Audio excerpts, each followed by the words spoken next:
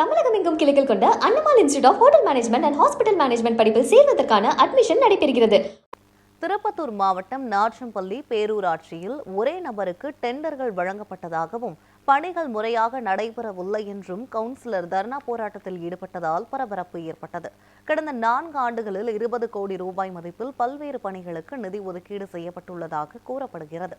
ஆனால் ஒரே நபருக்கு டெண்டர் வழங்கப்பட்டதால் பல பணிகள் பெயரளவிலேயே நடைபெறுவதாகவும் சில பணிகள் நடைபெறாமலே பில் தயாரிக்கப்பட்டதாகவும் குற்றச்சாட்டுகள் எழுந்துள்ளன. இதனை எதிர்த்து கவுன்சிலர் பேரூராட்சியில் தர்ணா போராட்டத்தில் ஈடுபட்டார். அப்போது மாவட்ட நிர்வாகம் இது குறித்து உடனடி நடவடிக்கை எடுக்க வேண்டும் என வலியுறுத்தினார்.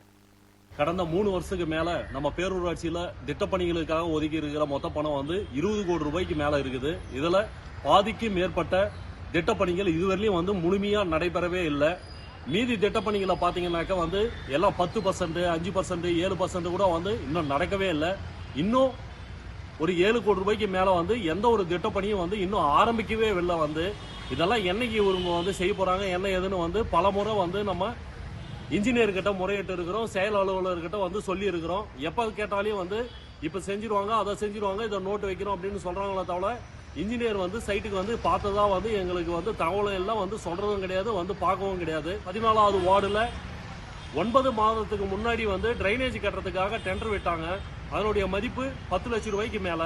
அந்த பணி இன்னமும் ஆரம்பிக்கல, ஒண்ணு இல்ல. இது மாதிரி நாற்றம்பள்ளி பேரூராட்சிக்குள்ள ஒரு 50% கூட வேலையே இன்னும் நடக்கல. ஏன் என்னன்னு பாத்தீங்கன்னாக்க நாற்றம்பள்ளி பேரூராட்சி மொத்தமா ஒரே ஒரு கான்ட்ராக்ட் தான் எடுத்து மொத்த பணியும் செஞ்சுன்னு இருக்கிறாரு.